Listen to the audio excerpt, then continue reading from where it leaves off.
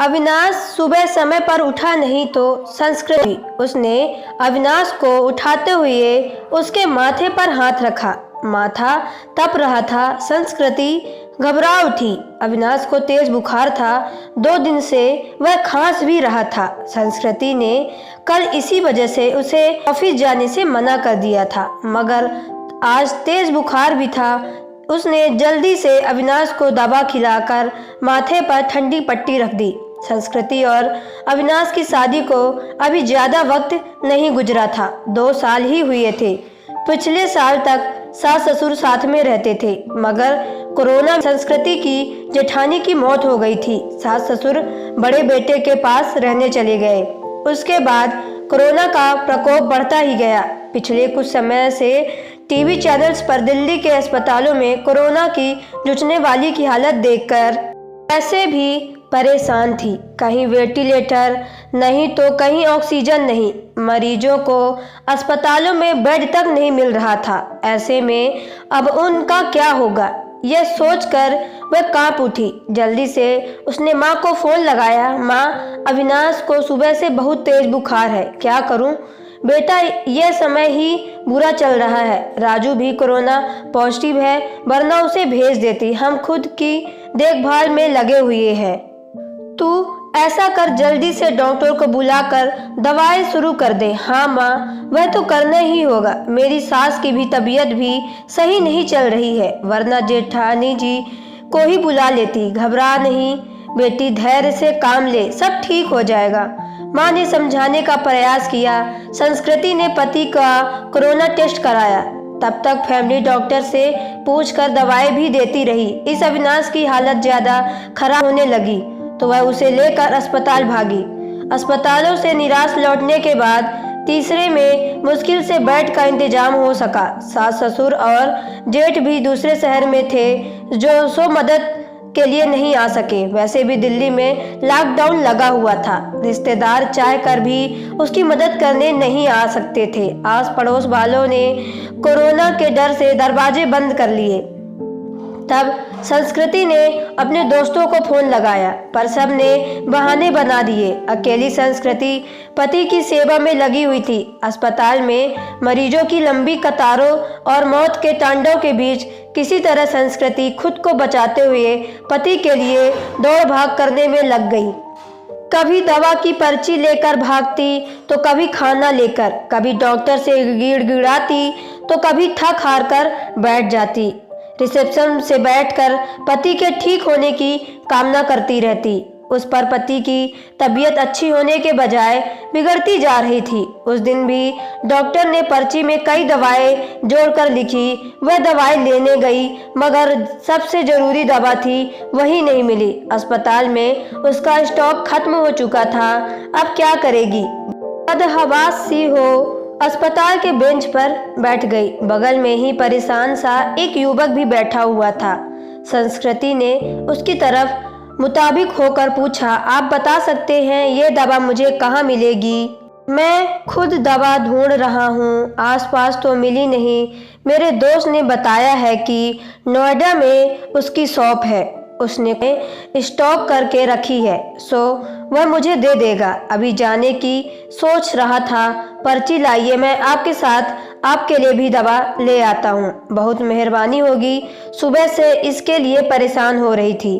पसीना पोंछते हुए संस्कृति ने कृतज्ञ स्वर से कहा, मेहरबानी की कोई बात नहीं, इंसान ही इंसान के काम आता है। बस इतना शुक्र मनाइए कि दवा वहाँ मिल जाए। कहकर वहां से चला गया।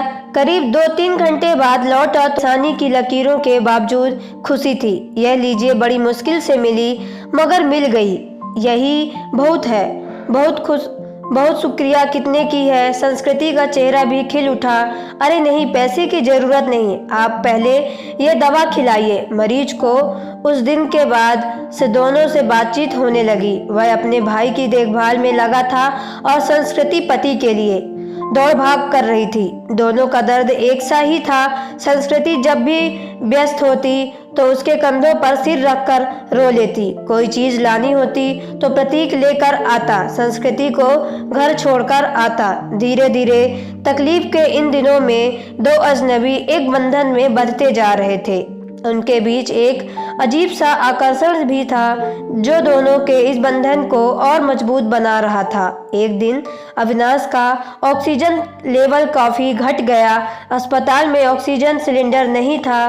तब प्रतीक ने यह जिम्मेदारी अपने ऊपर ले ली। पूरे दिन कड़ी धूप और गर्मी में लाइन में लग के आखिर वह ऑक्सीजन सिलेंडर लेकर ही लौटा था। उस दिन संस्कृति ने पूछा था, आप मेरे लिए इतना कुछ कर रहे हो, इतना ख्याल रखते हो, मगर क्यों? तो आपको कुछ नहीं लगती? फिर बताओ ना, ऐसा क्यों कर रहे हो? पहली बात, हर क्यों का जवाब नहीं होता, और दूसरी बात, हम दोनों हम सफ़र नहीं है तो क्या हुआ, हम दर्द तो है ना। आपके दर्द को बहुत अच्छे से महसूस कर सकता हूँ। आपकी तकलीफ देखकर मुझे दुख होता है। बस किसी की तरह आपकी मदद करना चाहता हूँ। एक अनकहा सा मगर मजबूत साथ महसूस करके बीच भी मुस्कुरा उठी। धीरे धीरे अविनाश की तबीयत और भी बिगड़ गई और उसको वेंटिलेटर पर रखना पड़ा। अस्पताल में वेंटिलेटर्स की कमी थी। कहीं वेंटिलेटर्स खराब हो गए। बदहवास से संस्कृति ने प्रतीक को फोन लगाया तो पता चला कि उसके भाई को भी कहीं और शिफ्ट करने की नौबत आ गई है। आप चिंता ना करो संस्कृति जी, मैं अपने भाई की जिस अस्पताल में लेकर जा रहा हूँ, आपके पति को भी वहीं लेकर चलता हूँ। वहाँ वेंटिलेटर की सुविधा है और डॉक्टर्स भी अच्छे हैं। प्रतीक ने उसे ढाढ़स बंधाया और फिर जल्दी से शिफ्टिंग की सारी व्यवस्था करा दी। शाम में जब निबट आया तो प्रतीक हाथ पकड़कर रुंधे गले से संस्कृति इतना ही कह सकी, आप नहीं होते तो पता नहीं क्या होता, मैं नहीं होता तो कोई और होता। अच्छे लोगों की मदद के लिए कोई ना कोई आ ही जाता है, ऐसा नहीं है प्रतीक जी। मैंने अपने दोस्त, पड़ोसियों और परिचितों सबको देख लिया। इस कठिन समय में कोई भी मेरे साथ खड़ा नहीं है, केवल आप हैं जिसे 4-6 दिन से पहले तक मैं जानती भी नहीं थी। आज लगता है ऐसे आपके बिना रह ही नहीं सकती। उसकी बात सुनकर प्रतीक ने एक अलग ही नज़र से संस्कृति की तरफ देखा, फिर मुस्कुरा कर चला गया। संस्कृति के दिल में अजीब सी बेचैनी होने लगी। वह सोचने लगी कि प्रतीक का साथ इस परेशानी के समय में भी कितना सुकून देता है। अस्पताल में मरीजों के रिश्तेदार की भाग दौड़ पर परेशानियों के बीच भी चंद लम्हे वह केवल प्रतीक के बारे में सोचती रह गई। इसी तरह 2-3 दिन और गुजरे। अविनाश की हालत काफ़ी गंभीर थी। फिर एक दिन सुबह सुबह संस्कृति को सूचना मिली, उसके पति की मृत्यु हो गई है। एक पल में संस्कृति को लगा जैसे वह अधूरी रह गई, उसका सब कुछ छिन गया हो। प्रतीक ने जितना सका उसे धैर्य बंधाया। कोरोना की वजह से वह पति सबको घर भी नहीं ले जा सकती थी। लॉकडाउन लगा हुआ था, घर वालों का भी आना कठिन था। ऐसे में वह समझ नहीं आ रहा था कि पति को अंतिम विदाई कैसे दे। इस वक्त भी प्रतीक ही उसके काम आया। मुश्किल की इस घड़ी में सबसे पहले उसने संस्कृति को शांत कराया, फिर उसके पति को शमशान तक ले जाने का सही इंतजाम कराया। संस्कृति के साथ वह शमशान तक गया, फिर संस्कृति को उसके घर छोड़ने आया। संस्कृति लगातार रोए रही थी, उसके हाथ पर पैर कांप रहे थे। प्रतीक समझ रहा था कि उसकी तबीयत खराब है, वह अकेली है, सो अपने खाने पीने का भी लेकर लापरवाह रहेगी तो और तबीयत खराब होगी। तब प्रतीक ने हाथ पैर धोकर कपड़े बदलकर उसकी रसोई में प्रवेश किया और सबसे पहले चाय बनाई।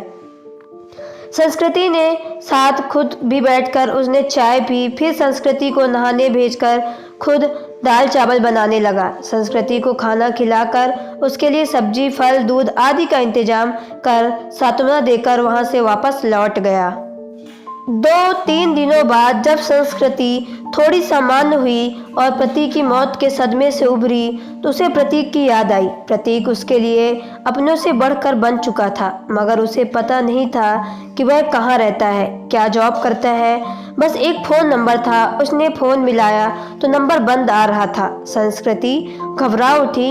वह प्रतीक से संपर्क करना चाहती थी, मगर ऐसा न हो सका। 2-3 घंटे तक वह लगातार फ़ोन ट्राई करती रही, मगर फ़ोन बंद ही आ रहा था। अब उससे रहा नहीं गया। कुछ सोचकर वह उसी अस्पताल में पहुंची जहां उसके पति और प्रतीक का भाई एडमिट थे। वह रिसेप्शन से एरिया में घूमकर प्रतीक को खोजने लगी, क्योंकि अक्सर दोनों वहीं बैठे होते थे। फिर वह उसे खोजती हुई कैंटीन में भी गई। हर तरफ चक्कर लगा लिया, मगर प्रतीक कहीं जरा सा भी नहीं नजर आया। थक कर वह वापस रिसेप्शन में आकर बैठ गई और सोचने लगी, अब क्या करें। तभी उसे वह नर्स नजर आई जिससे संस्कृति की जान पहचान हो गई थी। संस्कृति के पति देखभाल वही नर्स करती थी। संस्कृति उसे अक्सर अम्मा कहकर पुकारा करती थी। नर्स ने प्रतीक को भी उसके साथ कई बार देखा हुआ था। संस्कृति दौड़कर नर्स के पास गई। दुखी स्वर से नर्स से कहा, सॉरी बेबी, तुम्हारे पति को बचा नहीं पाए। जो लिखा हुआ है वह हो ही गया जाता है। अम्मा, आपको प्रतीक याद है? अक्सर मेरे साथ होता था। उसके भाई का इलाज चल रहा था। हाँ बेबी, उसके भाई की भी तो मृत्यु हो गई। वह खुद भी एडमिट है।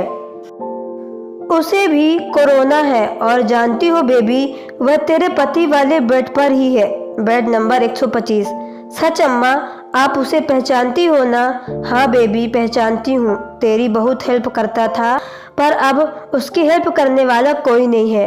अकेला है वह। मैं हूँ ना अम्मा। अब उसके लिए किसी भी चीज़ की ज़रूरत पड़े तो मुझे बताना। मैं उसके अटेंड के रूप में अपना नाम लिखवा देती हूँ। ठीक है बेबी, मैं बताती हूँ तुझे। इसके बाद संस्कृति पूरे मन से प्रतीक की सेवा में लग गई। उसके लिए घर का खाना, फल, दवाएं वगैरह लेकर आना, उसकी हर जिम्मेदारी अपने ऊपर लेना, डॉक्टरों से उसकी तबीयत की हर जानकारी लेते रहना, जैसे काम वह पूरे उत्साह से कर रही थी। इसी बीच प्रतीक की हालत बिगड़ी हुई और आईसीयू में ले जाने की ज़रूरत पड़ गई। इसके लिए अस्पताल के क्लर्क ने उसके आगे एक फॉर्म भराया। उसमें मरीज के साथ क्या संबंध है यह लिखकर हस्ताक्षर करना था। संस्कृति कुछ पलों के लिए सोचती रही वह क्या लिखे। फिर उसने उस खाली जगह पर पत्नी लिखकर साइन कर दिया। क्लर्क को कागज थमाकर वह खुद में ही मुस्कुरा उठी। 2-3 दिन आईसीयू पर रहकर प्रतीक की हालत सुधार शुरू हुआ और उसे कोविड वार्ड में वापस शिफ्ट कर दिया गया। 7-8 दिनों तक लगातार सुधार होने पर रिपोर्ट नेगेटिव आने के बाद उसे डिस्चार्ज भी कर दिया गया। इतने दिनों तक संस्कृति ने भी अपना खाना पीना और नींद भूलकर दिन रात प्रतीक की सेवा में की थी। डिस्चार्ज वाले दिन वह बहुत खुश थी। उसने सीधा अपने घर के लिए कैब बुक किया और प्रतीक को अपने घर ले गई। प्रतीक ने टोका तो संस्कृति ने थोड़े शरारती अंदाज में जवाब दिया, मैंने फॉर्म में एक जगह ये लिखकर साइन किया है कि मैं तुम्हारी पत्नी हूँ और इसलिए अब मेरा और तुम्हारा घर अलग अलग नहीं बल्कि एक ही होगा। मगर संस्कृति, लोग क्या कहेंगे? लोगों का क्या है प्रतीक? जब मुझे ज़रूरत थी तो क्या लोग मेरी मदद के लिए आगे आए थे? नहीं ना, उस वक्त तुमने मेरा साथ दिया था। अब मेरी बाटी है कि इस गलत क्या है। तुम थोड़े ठीक हो जाओ, फिर सोचेंगे कि क्या करना है। संस्कृति ने अपना फैसला सुना दिया। 10 दिन की संस्कृति ने जी भर कर प्रतीक का ख्याल रखा। हर तरह से उसकी सेहत पहले की तरह बनाने और खुश रखने का प्रयास करती रही। संस्कृति एक संयुक्त परिव्यक्ति थी। ससुराल में धन संपत्ति की कमी नहीं थी। यह घर भी पति के बाद उसके नाम हो चुका था। पति ने उसके लिए काफ़ी संपत्ति और गहने भी छोड़े थे। बस एक हम सफ़र की कमी थी जिसे प्रतीक पूरा कर सकता था। उस दिन शाम में संस्कृति ने प्रतीक के हाथों को थाम कर कहा, जो बात मैंने अनजाने ही उस फॉर्म में लिखा था, क्या तुम उसे हकीकत का रूप नहीं दे सकते? क्या मैं तुम्हें अपने हमदर्द के साथ हम सफ़र नहीं बना सकती? मुझे लगता है संस्कृति कि अब यह बात कहना फजूल है। मतलब कि यह तुम ऑलरेडी मेरी हमदर्द हम सफ़र बन चुकी हो। हम हमेशा साथ रहेंगे। तुमसे बढ़कर कोई और मेरा ख्याल नहीं रख सकता, कहकर प्रतीक ने संस्कृति को गले लगा लिया।